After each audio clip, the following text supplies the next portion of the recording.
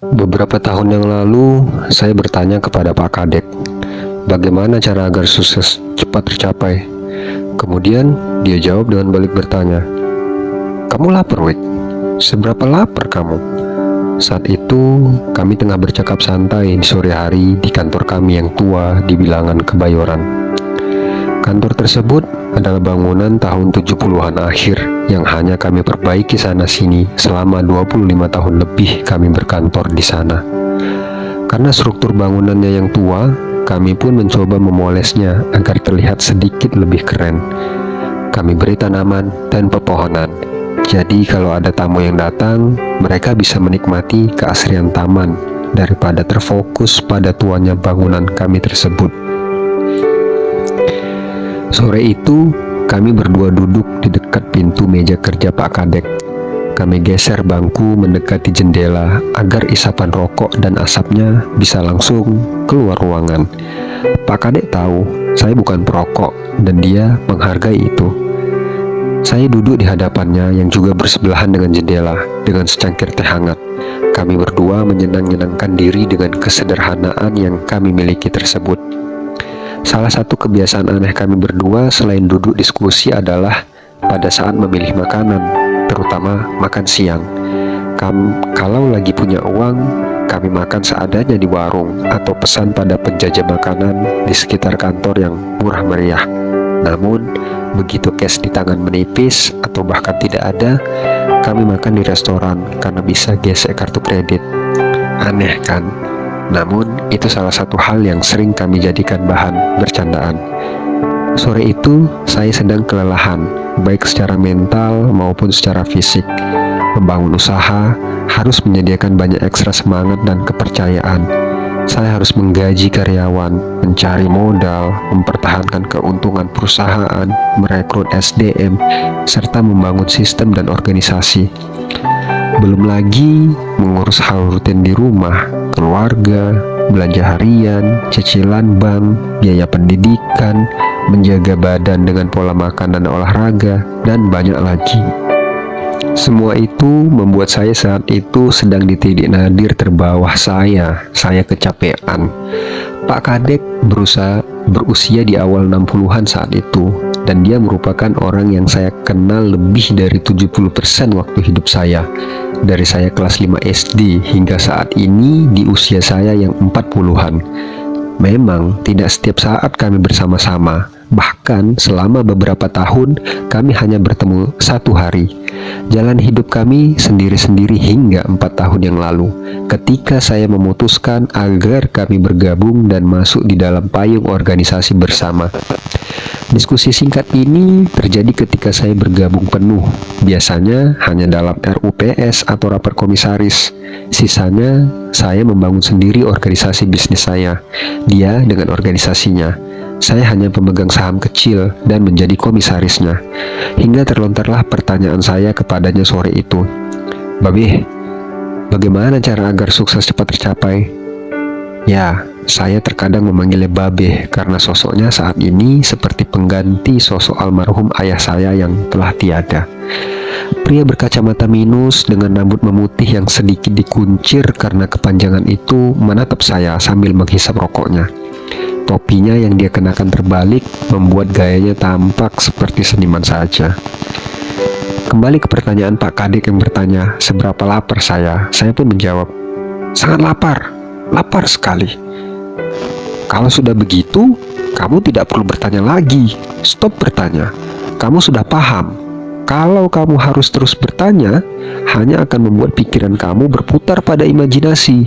Maka, hentikan bertanya dalam diri. Kamu sudah cukup lapar. Kamu sudah menemukan compelling reasonmu. Mulai kerjakan saja," urainya. "Mengerjakan apa?" tanya saya kepadanya. Ingin memastikan saja, tapi saya tahu itu pertanyaan bodoh yang sudah terjawab. Pak Kadek menarik nafas panjang dengan isapan rokoknya dalam-dalam.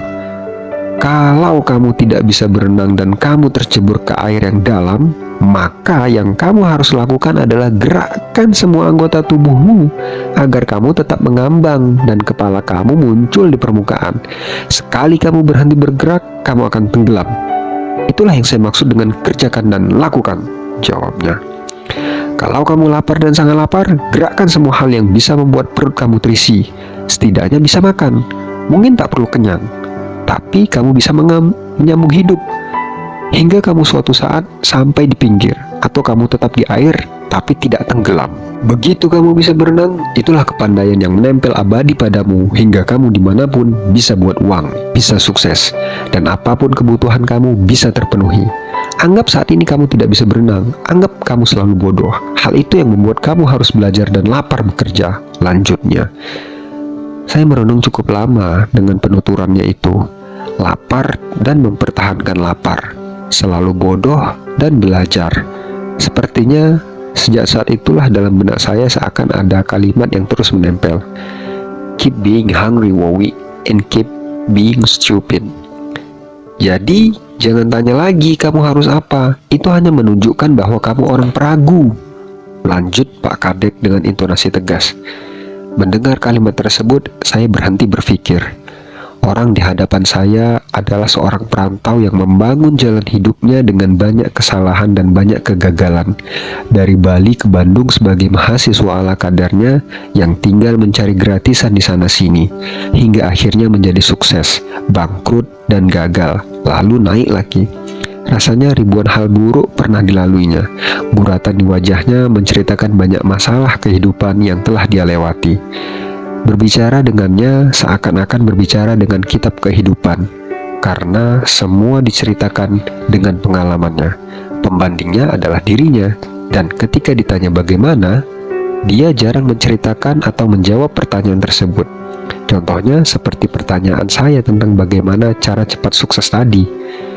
Contoh lain misalnya, ada yang bertanya, bagaimana caranya agar kredit bank cepat disetujui?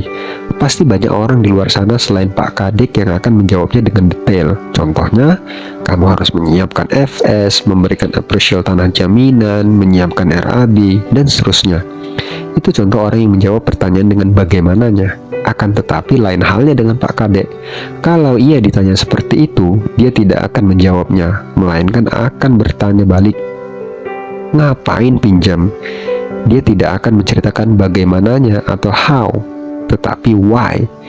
Ketika seseorang ditanya dengan why, entah mengapa, orang itu akan keluar self-defense mechanical atau sistem pertahanan dirinya.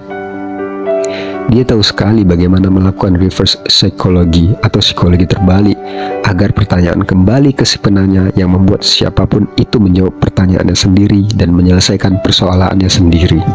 Dan karena tahu kebiasaannya tersebut, saya harus menyiapkan pertahanan diri saya ketika ditanya olehnya pada kalimat selanjutnya di sore itu. Wi, kenapa kamu lapar? Kenapa kamu harus sukses? Yang saya lakukan adalah saya rebahkan badan saya di sandaran kursi. Saya silangkan kaki kanan saya ke kaki kiri. Saya ambil teh hangat yang sudah mulai dingin. Saya seruput sedikit, lalu saya kembalikan cangkir tersebut ke dekat jendela. Lalu saya lanjutkan dengan menarik bibir saya setinggi mungkin di wajah saya, tersenyum. Yang dijawab dengan uluran tangannya, "Welcome, bud. Welcome to the jungle."